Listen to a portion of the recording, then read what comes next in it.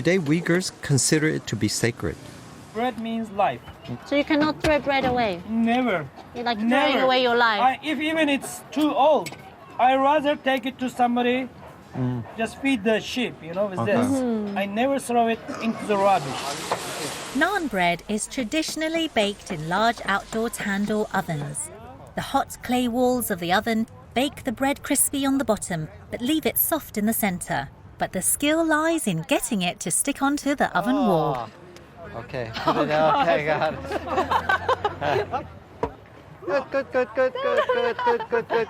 Good. Push it. Oh my God, it's falling down. Oh, Chick. Oh my God, Chick. Oh no. Where is it? No, my bread. Oh God. Oh, God. God, I dread to do this now. Okay, just slap it on, basically, Ken. Okay. Ah. Is it? Whew. Why? There it is. It's not exactly like his. Wow, there's mine. It's a new take on it. It's a calzone.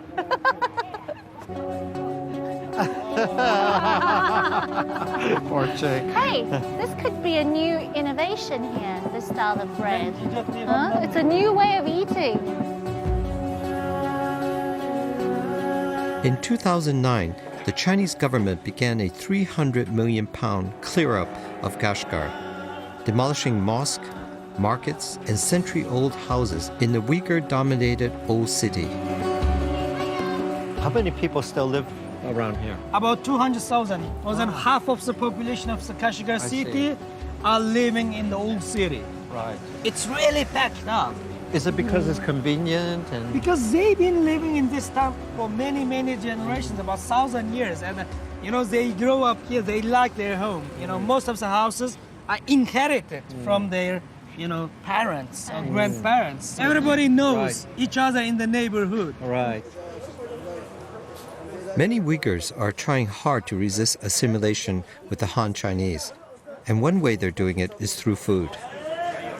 One thing us Cantonese don't eat much of is lamb. But in Kashgar, it's both a ceremonial and an everyday meat. And every Kashgari knows there's only one place to buy it.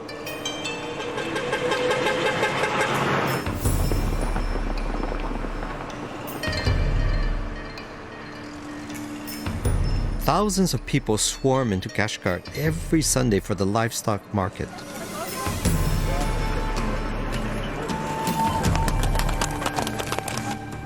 It's a disorientating cacophony of animals, car horns, and bartering traders.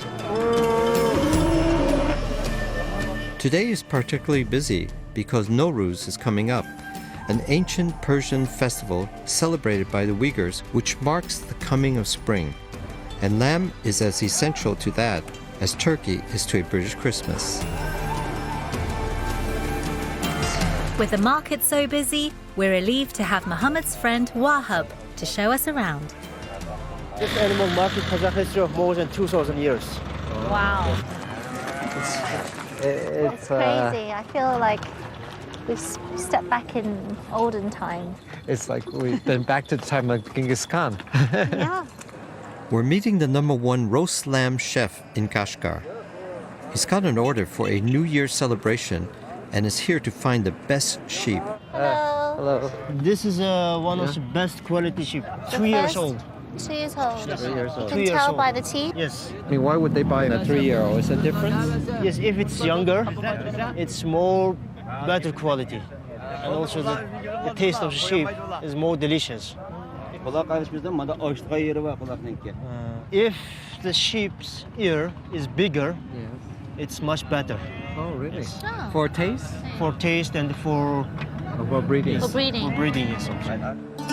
We're keen to know how the chef is going to prepare and roast the lamb, so he invites us to his kitchen to observe an age-old tradition. Hello. Hello. This is the sheep. Yes, this is He's sheep. going to slaughter. He's going to slaughter it here. It must done by a halal way. If it's not possible to eat. Before his slaughter, he must read a Quran. And he's reading Quran and slaughtering. 39-year-old Azmajan has been in the business for 15 years, learning his skill from his father. It's very quick. That's fast, huh? After the sheep is slaughtered, air is pumped into the skin to make it easier for the chef to remove it. He's a real expert. He is a real expert, huh? Muslim people, we don't eat the blood. We don't eat the blood. That's why you don't save it. That's why We don't save it, yeah. We don't save it. Because we keep the blood, chicken's blood, pig's blood, and we make little like rice cakes and we Oh, grill yes. it. Sausage. We don't. It's actually quite good, no? No. It's reassuring to see that a centuries-old Islamic culinary tradition is still going strong. It's like an eggy, starchy wash. And also when it's roasted, it's not burn. Oh, Yeah. protects it from Yes. burning. Burning, yes. It's not what I expected No, to look like. Huh? No, aşo dadlardan bölek dadlarını dadsın işte aşk kıygamı dedi. Meni çoğundadan dadisi çoğundadan mağaradan meni tağım peş oldu bula yekti bula. Grandfather. And grandfather's father. Doing this. Oh, so many Many generations. generations. Yes, and his two uncles. Ben beşi. Is the number 5. Wow.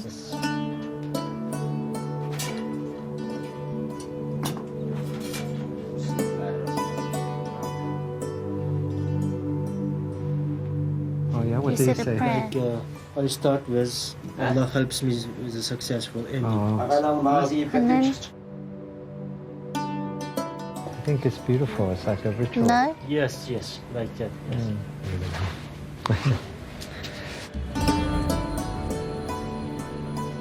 The chef has asked me to make a dish to complement the lamb for the New Year's feast.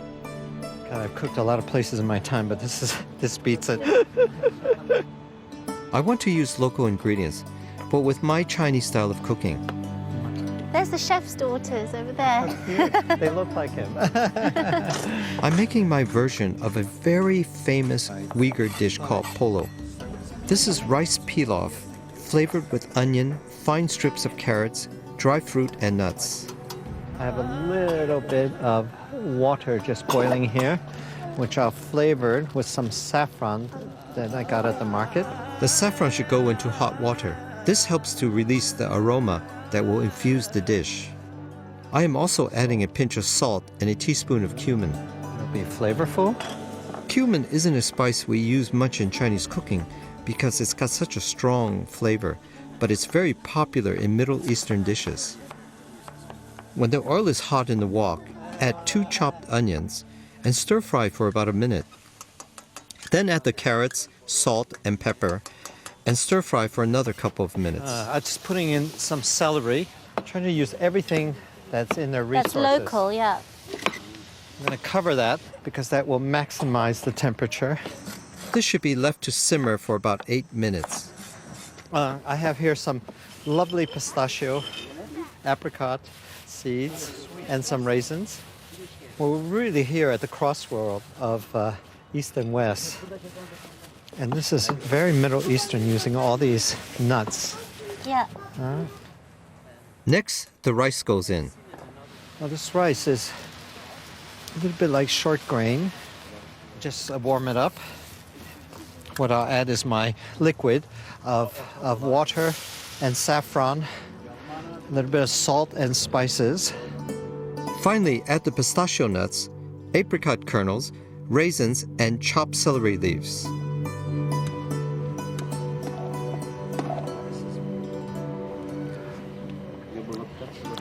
Asi özgüçe yaxşı olub da. It's different, good different. The taste is good and it looks pretty, colorful. Okay, thank you, Chef. Onions are really sweet. Rice is cooked through and tender. The raisins in there really adds a sweetness, yeah, and the apricot kernels, a good crunch, good texture.